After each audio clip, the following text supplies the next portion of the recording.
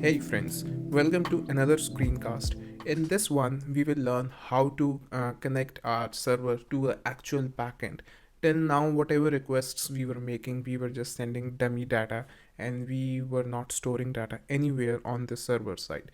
But in this video, we will learn how to actually connect our server to a real database. And the database that we will be using is MySQL. I expect you that you know a little bit about databases, about SQL queries, and you are able to install MySQL and MySQL Workbench. I'm not gonna teach you how to install the software. I expect you to do this by your own or learn learn this through some other tutorial online. So the basic setup that I have is I have MySQL installed, I have MySQL Workbench, which is the GUI tool for MySQL installed, and I have my root connection ready. So basically, when you click on it, it will ask you for your password, and I will enter my password here and click OK, and then it will connect me to the database. So I hope you are able to install MySQL and MySQL Workbench and get it running and test it by creating some basic database tables. Now we will start with the Ktor setup. We will first create a new project which we will connect to our actual database.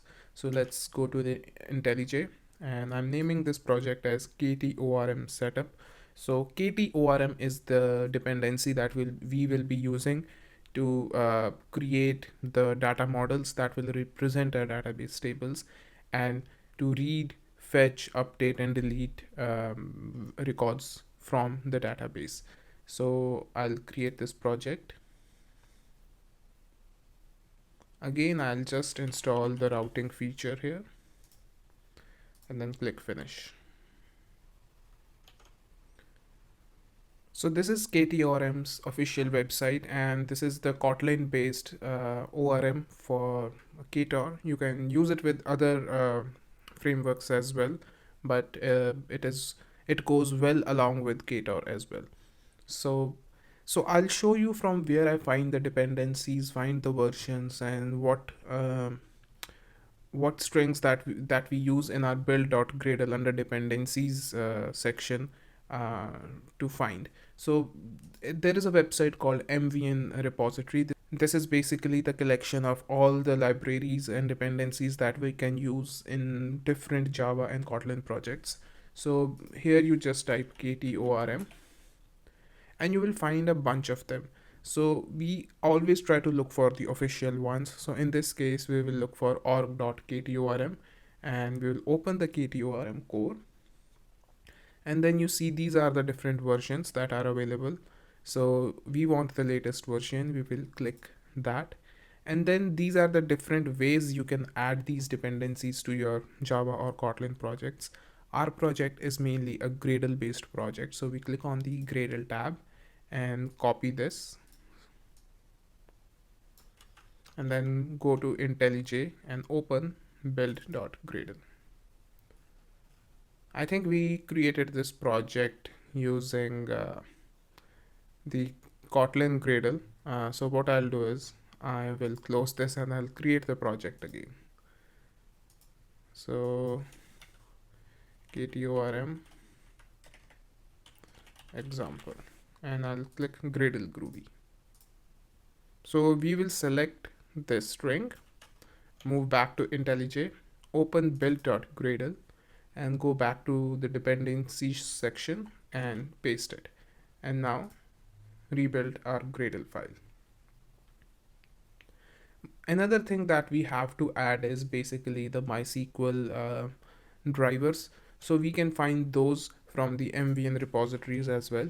So we will type just MySQL, and the first one are by MySQL connectors Java. So we will open it, click on the latest version, go to Gradle, and copy the implementation string, and then paste it in our dependencies section of our build.gradle. So now we have the dependencies installed in our project. The next thing that we have to do is open our MySQL Workbench, and I'll open a new script here. So yeah, so I'll open a new MySQL script. The first thing that we have to do is we have to create our database. So I'll create my database and we will name it notes, and then we will run this statement. So now the database has been created. We can refresh our schemas and we can see that we have the notes database. And now we will use notes. So in the subsequent queries, we don't have to append notes dot in front of when we are writing the table name, and we will run this statement as well. And now we will create our notes table. So for that, we will write the command create table note, and then here we will basically add uh, the columns that we want. So we want an ID which will be an int, a not null, and an auto increment. The next thing we want is a note, which the text we will write in the note itself, and it is of type varchar, and we will give it 1500 characters long, again not null, and we will make our ID as the primary key. Now we will run this query and refresh our schemas, and we will see we have the notes table. Now the next step that we have to do is go back to IntelliJ and then create our database connection. So initially we will just create a database connection directly in our application.kt where we are embedding our server. So what we will do here is we will create a database object with the database.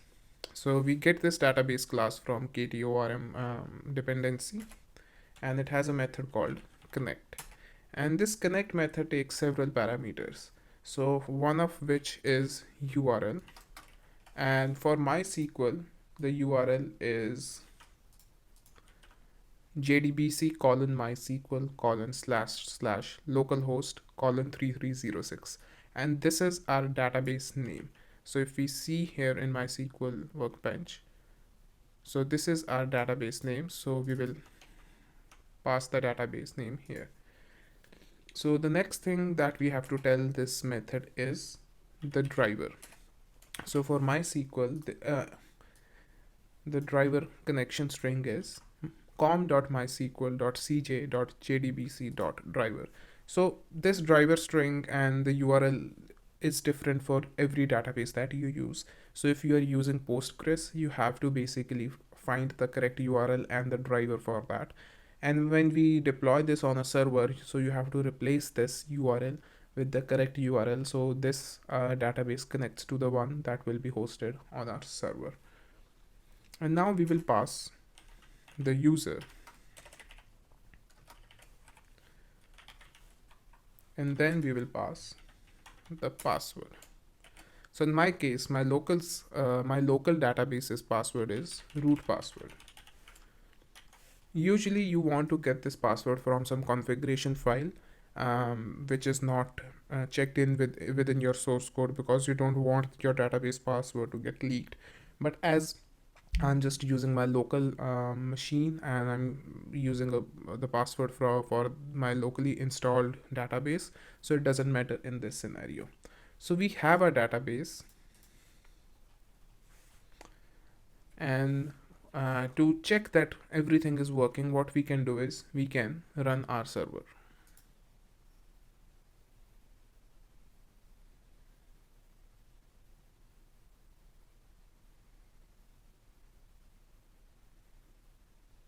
So you see that it says here connected to our database and the product name and everything. So if everything works fine, you will see the statement. Otherwise you will see the error, which will tell you what is causing your database connection to crash. So I'm gonna end this video here. In the next screencast, we will learn how to create an entity which will represent our database table. That will help us to insert the values in the database, read it from the database, and do all other update and delete operations as well. Thank you very much. I will see you in the next video.